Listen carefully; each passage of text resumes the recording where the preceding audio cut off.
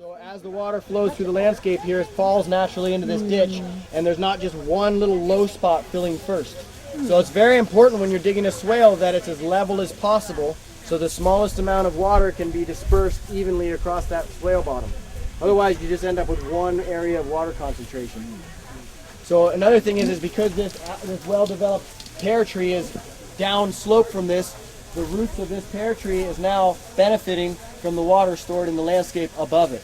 So you almost always want to situate your swales above what you're growing. Another good example is these sea berries, which is also known as sea buckthorn.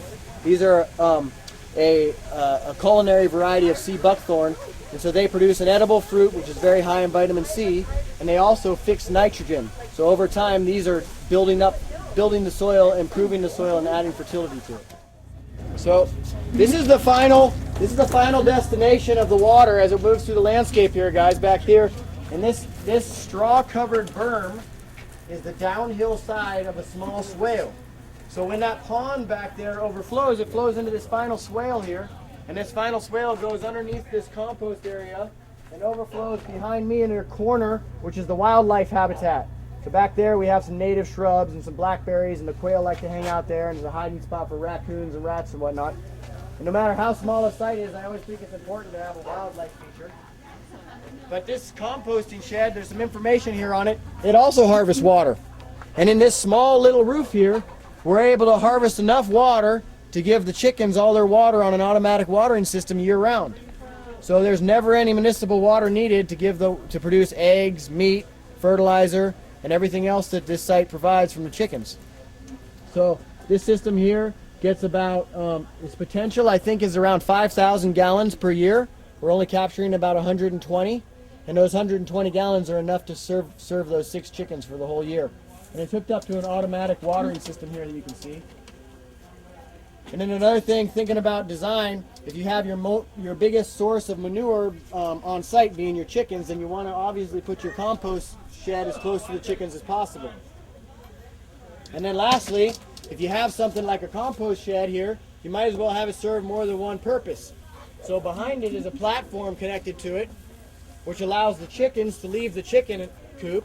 When the chickens leave the chicken coop, they walk under a platform behind this compost shed. On top of that platform is the bees, the honeybees. And the reason that they're there is because we have slots in between the wood. And what I've learned from observing bees for about a decade now is that they keep a very clean hive. And they're constantly throwing out the 300 to 1,000 dead bees that die every day. Bees live an average of 6 weeks. So when they throw those calcium protein-rich dead bees out, the yellow jackets come and eat them. This way, the bees fall through the slats in the wood, and the chickens are underneath with their mouths open waiting for a healthy meal.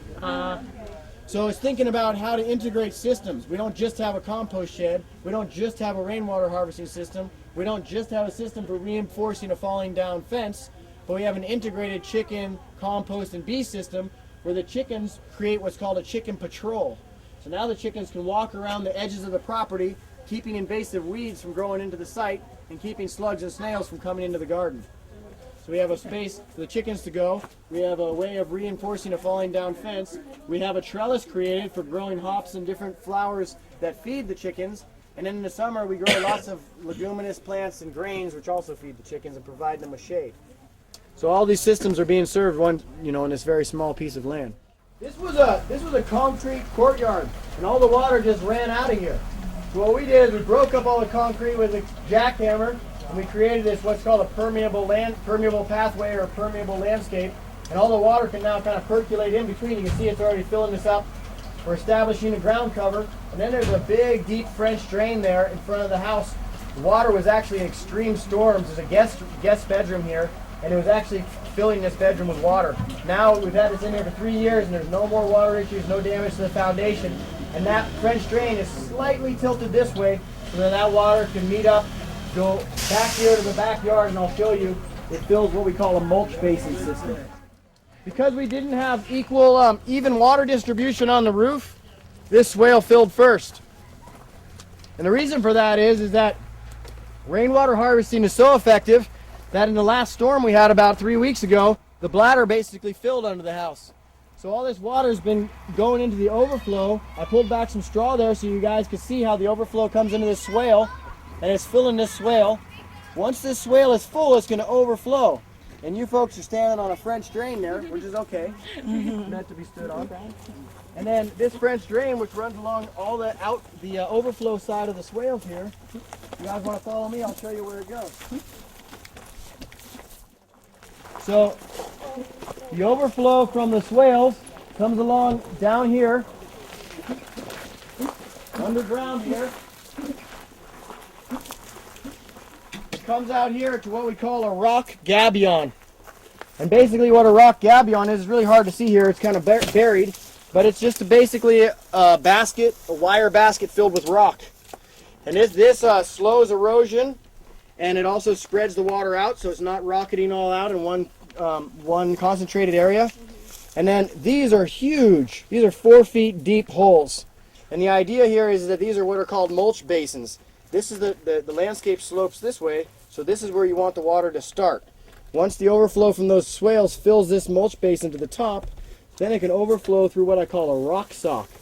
And right there's a perforated piece of pipe filled with gravel, wrapped with a piece of filter fabric, and then the filtered water flows into the next one.